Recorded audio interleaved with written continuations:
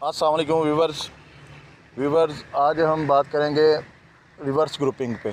जो blood grouping होती है ये दो किस्म की होती है, एक फारवर्ड ग्रुपिंग और एक रिवर्स ग्रुपिंग। फारवर्ड ग्रुपिंग जो है, इससे पहले जो वीडियोस में मैं समझा चुका हूँ कि फारवर्ड ग्रुपिंग कैसे करते हैं, वो क्या होती है, उसका लिंक भी मैं डिस्क्रिप्शन में दे दूँगा। तो आज बात करते हैं कि रिवर्स ग्रुपिंग क्या होती है और ये क्यों करते हैं। बहुत से पेशेंट ऐसे हैं जिनको एफएफपी और पीएलटी रिक्वायर होते हैं। बाज़ का ब्लड बैंक में एफएफपी और पीएलटी बने पड़े होते हैं, तो वो पेशेंट को इशू करना हो और चेक करना हो, जो हम पेशेंट को यानी मतलब पेशेंट का ग्रुप ए पॉजिटिव है, तो चेक करना जो हमारे पास एफएफपी पड़ा है वो ए ही है, उसको चेक करने के लिए यानी प्लाज्मे और पीएलटी को चेक करने के लिए रिवर्स ग्रुपिंग का मेथड इस्तेमाल होता है। इसमें एंटीसीरा का कोई रोल नहीं होता, ये रिवर्स ग्रुपिंग से ही होना होता है।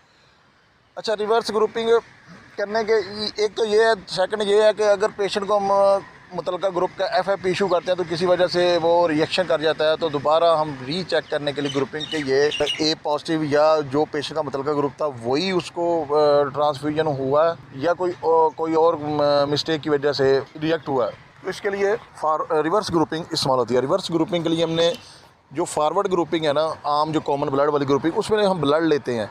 इसमें हमने पेशेंट का वो ग्रुप करना है ना, यानी प्लाज्मे और प्लेटलेट का, उसका एक ड्रॉप हमने जैसे ब्लड का ड्रॉप डालते हैं ना, एक 3 ड्रॉप डाल देना है स्लाइड पे। अब डालने के बाद हमें नॉन एंटीजन लेने हैं। एंटीजन मराद आप ये समझ लें कि हमने 3 ब्लड के पिंट लेने हैं, उनके ड्रॉप लेने हैं, एक ए वाले पिंट का, एक बी वाले पिंट का और एक ओ वाले पिंट का। फिर हमने जो स्लाइड पे 3 ड्रॉप डाले हैं, हमने बड़ी एहतियात के साथ लेबलिंग करके उस पर एक के ऊपर ए वाला ड्रॉप ब्लड का ड्रॉप डालना, दूसरे के ऊपर बी वाला डालना है और तीसरे के ऊपर ओ वाला ब्लड का ड्रॉप डालना है। अब इनको हमने करना है वेल मिक्स करने के बाद अगर ए में ग्लूटिनेशन आ जाती है, बी में और डी में नहीं आई, ए में आ गई, इसमें डी वाला इतना ज़्यादा खासा रोल नहीं, वैसे मैं समझाने के लिए आपको बात कर रहा हूँ, यानी ए में आ गई है, बी में नहीं आई, तो रिवर्स ग्रुपिंग का जो मेथड है ना ये उल्टा है। अगर ए में आ गई है तो ग्रुप बी होगा, अगर बी में आ गई है तो ग्रुप ए होगा। अब ए में ग्लूटिनेशन आ गई है, बी में नहीं आई, इसका मतलब है ग्रुप इसका ए में आ गई है और बी में नहीं आई, इसका मतलब इसका ग्रुप बी है, क्योंकि ए में आई है इसका उल्ट बी है, बी में इसका ग्रुप बी है।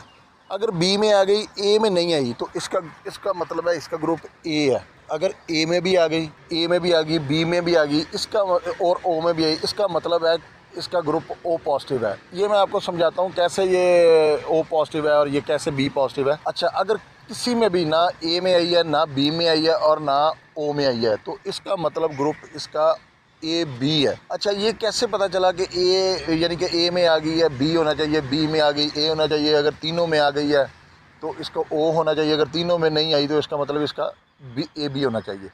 अच्छा, ये मैं बता रहा हूँ आपको ये अच्छे तरीके से पता होगा कि ए में जो है ना वो बी एंटीबॉडी होती है और बी में ए एंटीबॉडी होती है, ओ में ए और बी दोनों एंटीबॉडी मौजूद होती हैं, और जो ए बी है उसमें कोई एंटीबॉडीज़ नहीं है। इसलिए अगर ए में वो एंटीबॉडी शो करता है, अगर ए में ग्लूटिनेशन होगी है यानी ए में बी एंटीबॉडी है, इसका मतलब इसका ग्रुप बी है। अगर बी में ग्लूटिनेशन होगी है, ये रिवर्स ग्रुपिंग की बात कर रहा हूँ, तो इसका मतलब है ग्रुप ए पॉजिटिव है, क्योंकि बी में ए एंटीबॉडी, अगर ए और बी में दोनों में एंटीबॉडी, दोनों में ग्लूटिनेशन होगी है, इसका मतलब ये कि आपको मैंने बताया ना ए ओ में ए और बी दोनों एंटीबॉडी होती हैं, इसका मतलब इसका ग्रुप ओ है। अगर किसी में भी एंटीबॉडी नहीं होती, ना ए में ना बी में, तो किस ग्रुप में एंटीबॉडी नहीं होती, ए बी में, इसका मतलब है इसका ग्रुप ए बी है।